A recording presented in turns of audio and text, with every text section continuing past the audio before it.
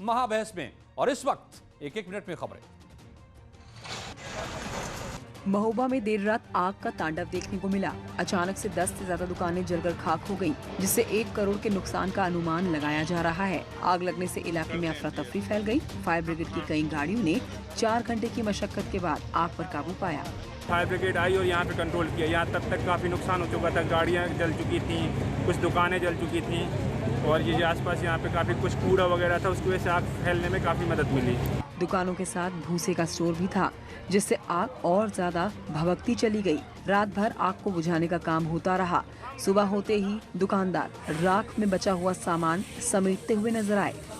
आग की लपटें अभी भी शांत नहीं हुई। आप साफ पीछे से देख सकते हैं जिस तरह से दमकल कर्मी अभी भी आग पर काबू पाने का प्रयास कर रहे हैं। तमाम लोगों की भीड़ यहाँ पर मौजूद है। जिनका सबसे ज़्यादा नुकसान हुआ है वो परेशान है, हैरान है और जिला प्रशासन शासन से मदद की गुहार लगा रहे हैं।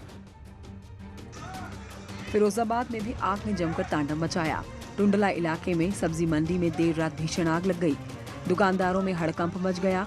आग की सूचना फायर ब्रिगेड को दी गई, लेकिन लोगों का आरोप है कि सूचना की काफी देर बाद भी फायर ब्रिगेड मौके पर नहीं पहुंची। अब लगभग 3 बजे ये आग पूरी कंट्रोल होगी। छोटी मोटी बची है, उसको बुझाया जा रहा है। आग लगने से सब्जी मंडी की 60 दुकानें जलकर खाक हो गईं। साथ ही मंडी में बंधी हुई 2 बकरियां भी जिंदा जल गईं। कड़ी मशक्कत के बाद फायर ब्रिगेड ने आग पर काबू पा लिया। जौनपुर में भी जमीन विवाद को लेकर घर जलाने का एक मामला सामने आया, जहां एक शख्स ने अपने भाई के साथ अपने भाई के घर में ही आग लगा दी। घटना शाहगंज कोतवाली के नटौली गाँव की है। आग लगा, मेरा भाई लगाया, मैं बाजार चला गया। उसने लगा के यहाँ बैठा, जो बुताने आ रहा उसको गाली दे रहा है। पीड़ित ने इस पूरे मामले में पुलिस को तहरीर भी दी, जिसके आधार पर पुलिस मामले की जांच में जुट गई है।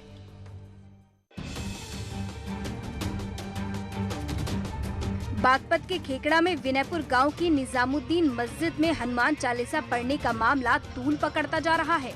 मुस्लिम समाज के लोगों की नाराजगी के बाद अली हसन को मौलाना के पद से हटा दिया गया है। गांव वालों ने आपसी सहमति से मौलाना को हटाया है। अली हसन पिछले 38 सालों से मस्जिद में मौलाना का काम कर रहे थे। अब बोर्ड के तो बाद में बोर्ड के तो अभी हमारे उस पर आदेश नहीं है, हमारे पाए बाद में आए, जब तो वो हमने पहले ही हटा दिया था। दरअसल गांव के ही 2 युवक ने 2 दिन पहले मस्जिद में हनुमान चालीसा की चौपाई पड़ी थी, जिसको लेकर मस्जिद के अंदर से ही फेसबुक लाइव भी किया गया था। हालांकि पाठ मस्जिद के मौलाना की इजाजत के बाद ही पढ़ा गया था। यह हनुमान चालीसा मथुरा के नंद बाबा मंदिर में नमाज के विरोध में पढ़ी गई थी। बाहुबली मुख्तार अंसारी के अवैध साम्राज्य पर योगी सरकार का बुलडोजर जारी है। वाराणसी में मुख्तार के खास गुर्गे मेराज के घर पर बुलडोजर चला। सुबह होते ही वाराणसी विकास प्राधिकरण की टीम मेराज के अशोक नगर स्थित घर पहुंची और फिर बुलडोजर चलाकर अवैध रूप से बनाई गई इमारत को गिरा दिया गया। मेराज का आलीशान घर पार्क की जमीन पर कब्जा करके बनाया गया था। 1 महीने पहले ही प्रशासन ने इसे तोड़ने की इजाजत मांगी थी। ये इलीगल कंस्ट्रक्शन किया गया है, उसकी विधिक प्रक्रिया पूरी करते हुए डिमोलिशन ऑर्डर पारित था, उसी का क्रियान्वयन हो रहा है। जो इलीगल कंस्ट्रक्शन है उसको पूरी तरह से डिमोलिश करके यहाँ से हटवाया जा रहा है। दरअसल मेराज पूर्वांचल खासकर बनारस में मुख्तार के काले साम्राज्य को संभालता था। कुछ दिनों पहले ही पुलिस ने मेराज को गिरफ्तार भी किया है। उधर मऊ में भी मुख्तार अंसारी की करीबी ईशा खान के अवैध निर्माण को प्रशासन ने ध्वस्त कर दिया। सरकारी जमीन पर कब्जा करके पेरिस प्लाजा मॉल बनाया गया था, जो कि गाजीपुर तिराहे पर बना था। भारी पुलिस फोर्स की मौजूदगी में प्रशासन ने मॉल को गिराया। पूर्वांचल के बाहुबली विधायक और माफिया मुख्तार अंसारी की मुश्किलें बढ़ती जा रही हैं। यूपी सरकार जहां एक और मुख्तार के करीबियों पर शिकंजा कस रही है, तो वहीं दूसरी तरफ उनकी विधानसभा सदस्यता पर भी खतरा मंडरा रहा है। एक समाजसेवी ने बुधवार को लखनऊ में विधानसभा अध्यक्ष हृदय नारायण दीक्षित को याचिका सौंपकर मुख्तार अंसारी की सदस्यता रद्द करने की मांग की है। वाराणसी के रहने वाले सुधीर सिंह ने बाकायदा विधानसभा अध्यक्ष हृदय नारायण दीक्षित से मुलाकात करके इस बात को कहा है कि वो विधानसभा की मुख्तार अंसारी की सदस्यता को रद्द करें, क्योंकि कानूनन वो 60 दिन तक लगातार विधानसभा के सत्र में अनुपस्थित रहे। लिहाजा मऊ की उनकी सीट को सदस्यता को रद्द कर वहां दोबारा चुनाव कराया जाए। अपनी याचिका में माफिया विरोधी मंच के प्रमुख सुधीर सिंह ने तर्क दिया है कि मुख्तार अंसारी विधानसभा के किसी भी सत्र या संवैधानिक चर्चा में शामिल नहीं हुए हैं। संविधान के मुताबिक लगातार 60 दिन तक विधानसभा में अनुपस्थित रहने वाले विधायक की सदस्यता रद्द की जा सकती है। कोरोना काल में 23 लाख से ज्यादा लोगों को रोजगार देकर योगी सरकार ने रिकॉर्ड बनाया है। कोरोना काल में यूपी में 5,81,671 नई इकाइयां शुरू हुई, जिसके जरिए 23,26,684 लोगों को रोजगार दिया गया।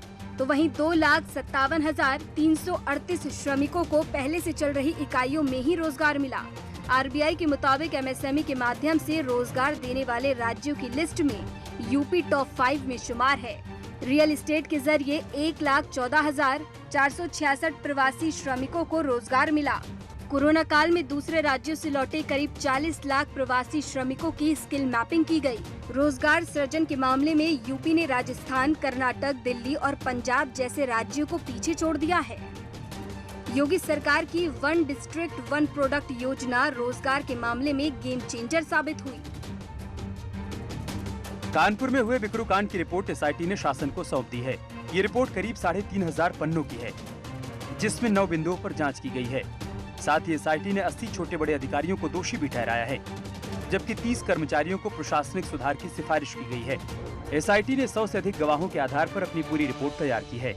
जो रिपोर्ट तैयार की गई है एसआईटी की तरफ, उसमें 100 लोगों की गवाही को लिया गया। इसके साथ ही वो 9 बिंदु जिस दिन घटना हुई थी और घटना के बाद किसकी लापरवाही थी, किस तरह इस कांड को अंजाम दिया गया था, क्योंकि पुलिस वालों की बड़े पैमाने पर हत्या की गई थी विकास दुबे और उनके साथियों की तरफ से। साथ ही एसआईटी रिपोर्ट में 100 लोगों से गवाही ली गई है और ये भी कहा गया है कि 80 छोटे बड़े कर्मचारियों को एसआईटी ने दोषी ठहराया।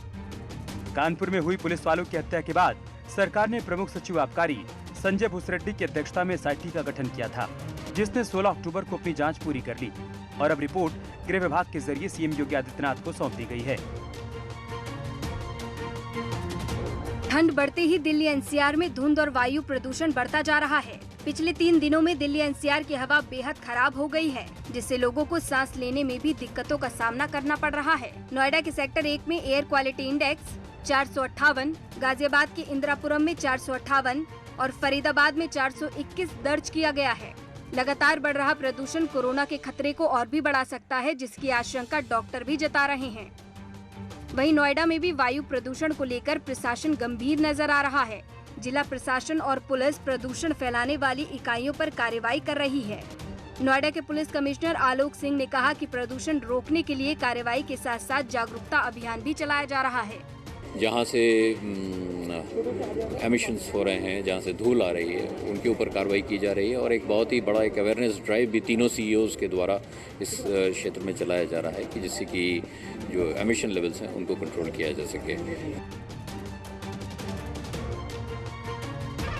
ताजनगरी की हवा एक बार फिर से जहरीली हो गई है। प्रदूषण इतना बढ़ गया है कि सड़कों पर विजिबिलिटी भी बेहद कम हो गई है। शहर के तमाम इलाकों में धूल धुएं का उड़ना जारी है, जिसकी वजह से सांसों पर संकट और भी बढ़ गया है। शहर के कई हिस्सों में एयर क्वालिटी इंडेक्स 400 के ऊपर चला गया है, जो कि बेहद खतरनाक है। आईएसबीटी, पुरानी मंडी, राजा की मंडी और ताजगंज इलाके की हवा बेहद जहरीली हो गई है। तमाम इलाके ऐसे हैं जहां बेहद खतरनाक स्थिति है और आगरा के आईएसबीटी के सामने आगरा दिल्ली हाईवे है ये, और यहाँ निर्माण कार्य भी चल रहा, आप देख सकते हैं। इसकी वजह से भी तमाम धूल उड़ रही है वातावरण में। उधर कानपुर में भी वायु प्रदूषण लोगों की परेशानी का सबब बना हुआ है। जगह जगह धूल का गुबार देखने को मिल रहा है।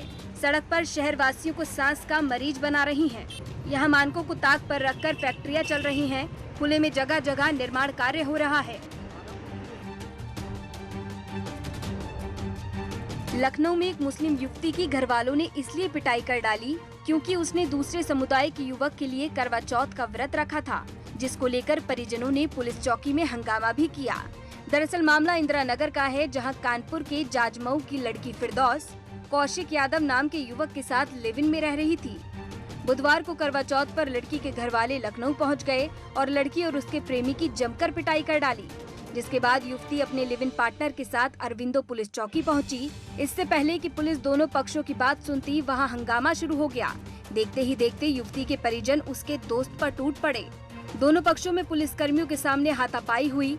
बीच बचाव करने आए पुलिसकर्मियों के साथ भी युवती के परिजनों ने अभद्रता की। बड़ी मुश्किल से पुलिस ने घरवालों को समझाया, बुझाया, शांत कराया।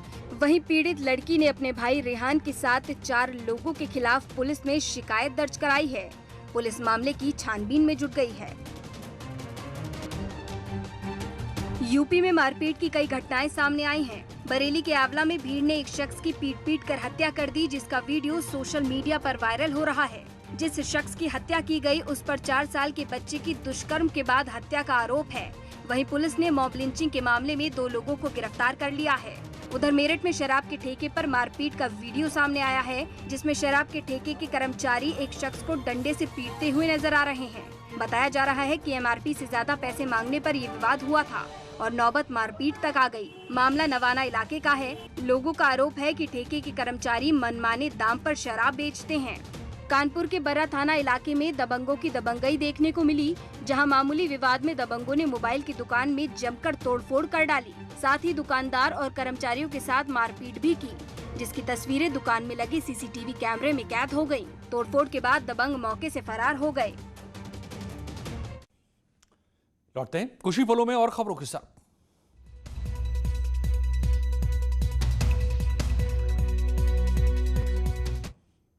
और डालते हैं कुछ और खबरों पर नजर एक मिनट में।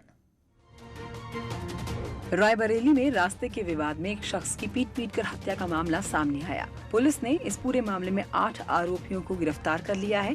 घटना सलोन कोतवाली के ठकुराइन चौधा गांव की है, जहां पर 2 पक्ष के बीच में लंबे समय से रास्ते का विवाद चल रहा है।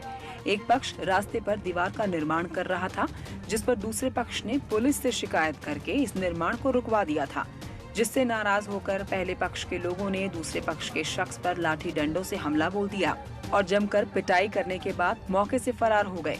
परिजन उसे गंभीर हालत में हॉस्पिटल में ले गए, जहां इलाज के दौरान उसकी मौत हो गई।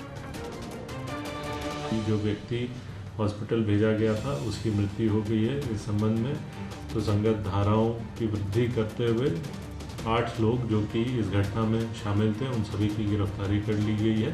अग्रिम विधिक कार्रवाई करवाई जा रही है। अमेठी के शुकुल बाजार थाना इलाके के भटमऊ गांव में एक दूध वाले की मौत के बाद ग्रामीणों ने जमकर हंगामा किया और केमिकल प्लांट में आग भी लगा दी। आग लगने की सूचना पर मौके पर पहुंची फायर ब्रिगेड की टीम ने कड़ी मशक्कत के बाद आग पर काबू पाया। दरअसल पूर्वांचल एक्सप्रेसवे के निर्माण कार्य में लगे मिक्सर मशीन की गाड़ी से कुचलकर दूध वाले की मौत हो गई थी। उधर बांदा में तेज रफ्तार का कहर देखने को मिला, जहां एक ओवरलोडेड ट्रक ने बाइक को टक्कर मार दी, जिससे बाइक सवार एक युवक की मौके पर ही मौत हो गई, जबकि दूसरा गंभीर रूप से घायल हो गया। घटना मठौद इलाके के खेराड़ी क्रॉसिंग की है।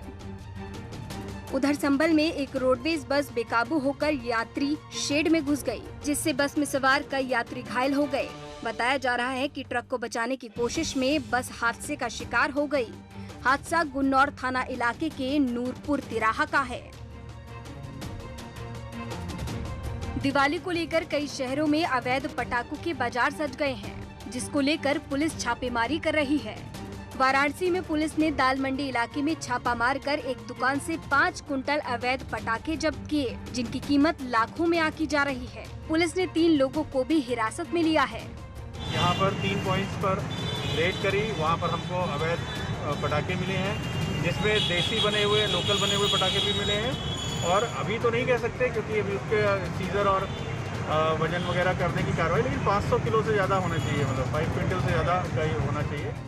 पुलिस हिरासत में लिए गए लोगों से पूछताछ कर रही है, ताकि इनके दूसरे ठिकानों का भी पता लगाया जा सके।